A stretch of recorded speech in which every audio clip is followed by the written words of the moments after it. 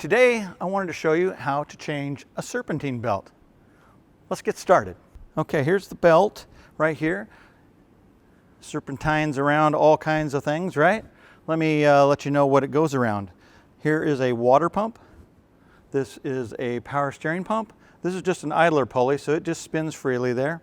Here's the crankshaft, a harmonic balancer that goes on the crankshaft. Here's the air conditioner, the alternator, another idler pulley, and then here's a tensioner. Here's one that I removed from a vehicle, as you can see. There's a big spring here on the inside, and we need to remove the tension from that spring to loosen this up so that we can remove the serpentine belt. Here's a helpful hint. Before you remove the belt, try and get down in there and maybe take a photo to show how the belt wraps around the pulleys. If you can't quite get in there with a phone, just draw yourself a little map on how the belt goes around the pulleys. It'll be helpful when you go to reinstall the belt. If this belt were to break, we're going to have a lot of problems, right? We won't have a power steering, so we won't be able to steer very well. The water pump won't be circulating the coolant throughout the engine. We'll have no alternator, so our battery will go dead. And of course, the air conditioner wouldn't work either, right? So these require a special tool, a very long, skinny tool to go down in here to remove the tension from the tensioner.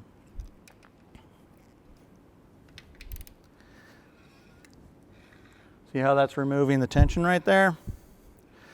Okay, then you can slide the belt off of one of the pulleys here. Okay, like so.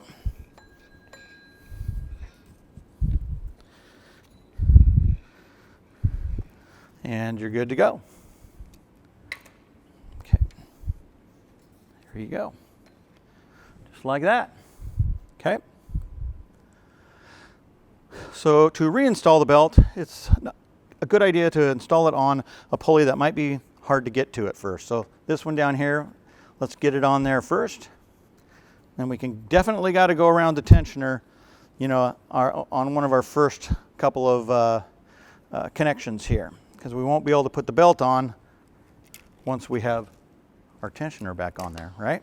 Okay, so we'll wrap this around, put it over the alternator. Okay. Go around the power steering here. All right, we're almost there. Now we can get our belt tensioner in here, tool in here. Give us some slack.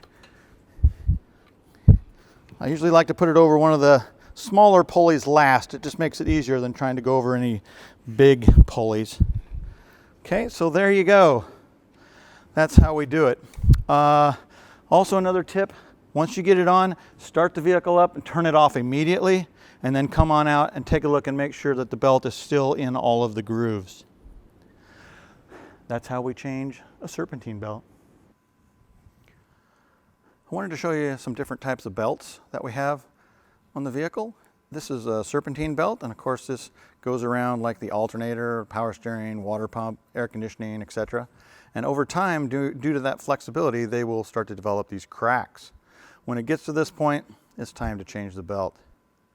If this belt breaks, of course, we will lose our water pump possibly. We'll lose power steering, air conditioning, etc. So we don't want that to break. Here's an example of one that is literally ready to break. As you can see, it actually has chunks missing out of the belt there. That's not good at all. Here's an example of a serpentine belt that's in good condition. No cracks across here. It's fine. Okay, that would be all right. If you have a car made in the 1960s, 70s, for example, you may have what they'd call V-belts. You may have 1, 2, 3, or 4 of these. In some cases, each belt would run a particular item underneath the hood there, like the power steering or the air conditioning or the alternator, for example. They're a V-belt because it kind of has a little bit of a taper to a V right there. Those are V-belts. While we're talking about belts, I thought I'd show you what a timing belt looks like. This timing belt connects the top part of the motor to the bottom part of the motor, very similar to a bicycle where you pedal and you have a gear in the back. We need something to connect those two. And on a car engine, this is what we use. We use a timing belt. One end, again, can go to the crankshaft. The other can go to the cams, for example. And if this belt breaks, there is a possibility of some severe engine damage. So again, you would look for maybe some deep cracks in here. These are a little harder to inspect while they're bolted up to the engine. You can't really see these without removing some covers. Check your owner's manual to see the mileage time for replacement on these. Sometimes it's 60,000 or 90,000 or 120,000 miles these need to be replaced. We definitely want to change these before they break. It's a lot less expensive.